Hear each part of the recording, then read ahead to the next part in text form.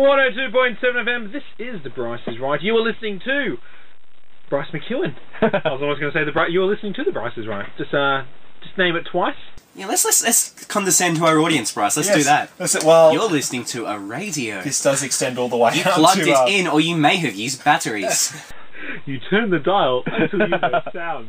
It was this or War of the Worlds, people, and you chose the right. You made the right. You made the wrong choice. You were chosen poorly. Yeah. Now it's time, as always, to ask the top 10 questions. Top 10 questions. Top 10 questions. We're gonna ask the top 10 questions. Yeah. That's your jingle from now on. You know what? I want you to write that for me too. So let's start the music. There's music with it? Yeah. Yeah. Question number 1, Mr. Denham. Yeah. If you could be any animal, what would it be? I would be a rhinoceros, because everybody would want my horn, and I'd be like, nah, you ain't getting no horn, it's mine. And then they'd try and shoot me, and I'd be like, nah, I got a tough hide. You can't shoot me with bullets.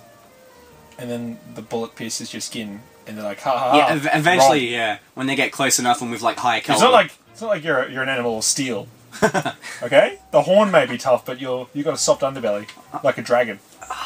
You're not the authority on rhinoceros. Yes, I am. No matter what you think. When it comes Do like 1 3-week course and you think you know it all. Look, I met David Attenborough in the husk of that is not true. Yes, you shouldn't lie to our 12 listeners.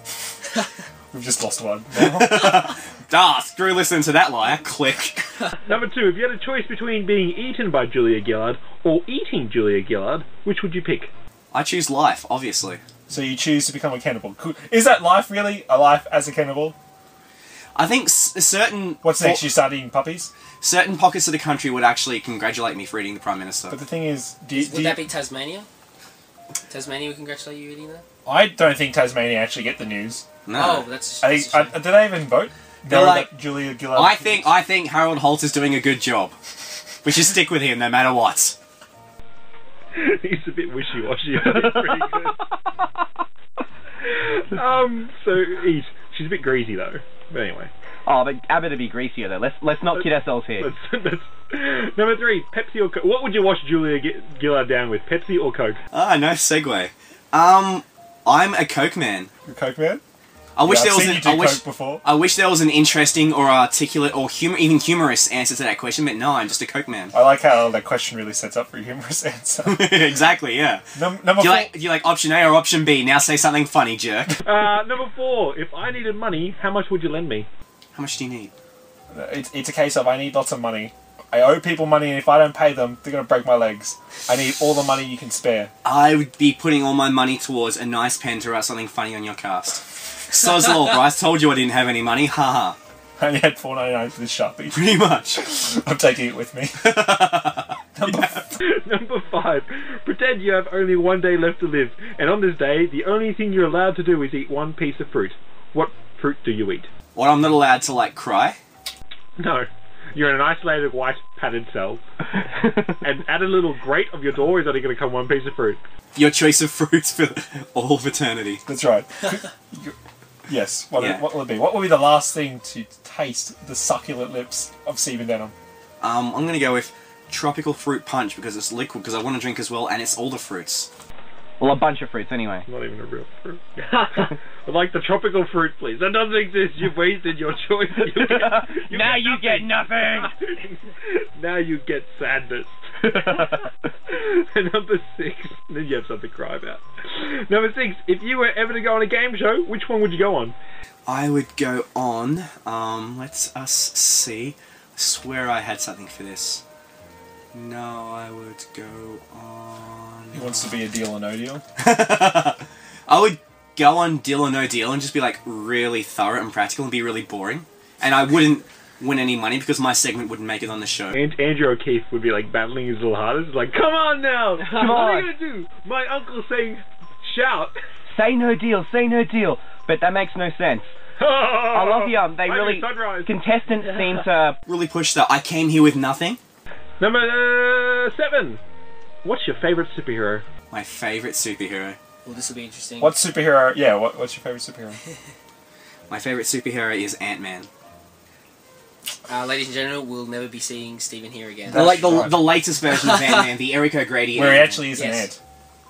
he's kind of just like Half ant, the world's half man. most amoral superhero.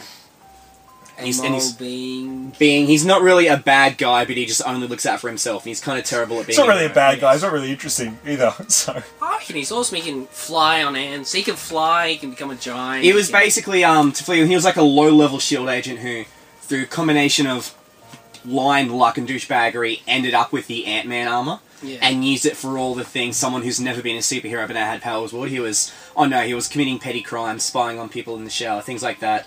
Then eventually kind of does the right thing. Yeah, and he's kind of a scientist as well, obviously, because he invented things. No, he didn't invent it, he was just like a he shield. invented Pym particles. Yep. Hank Pym. Eric O'Grady didn't invent squats. Who's Eric O'Grady? Ant-Man, we've been over this. Who's Hank Pym then? He was the original Ant-Man. So Andrew original Ant-Man. Oh, so the new one. The new one. How much clearer could I have made that? You know what? It's really cool, and because you said Marvel and Ant-Man, I just tuned out. I also think Batman's kind of neat. Bryce, are we back?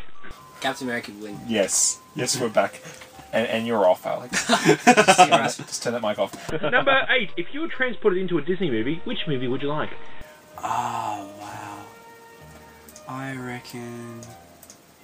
Robin Hood, like the one with all the foxes. Ah, good choice, good choice. Fox archery, I'd be up for that. Robin Hood and Stephen Denham running through the fire. Woody. Wouldn't that look great? Number 9. If you were a trucker in the 70s and you had to choose a CB radio name, what would it be? It would be Dances with Underwear. Roger, Roger. This is Dances with Underwear coming out the Route 66. Better than Dances Without Underwear. Better than Dances with Wolves. No, Costner was still hitting home runs at that point. That was pre-Waterworld. Get it right. You can see what all that Field of Dreams momentum coming from. Yeah. And finally, number 10. If you could put a quote or catchphrase on your tombstone, what would it be? Here lies Stephen Denham, and why not? Okay. The coolest tombstone I've ever seen is it's something like, here lies blah blah blah blah blah. He was quick on the draw but slow on the trigger.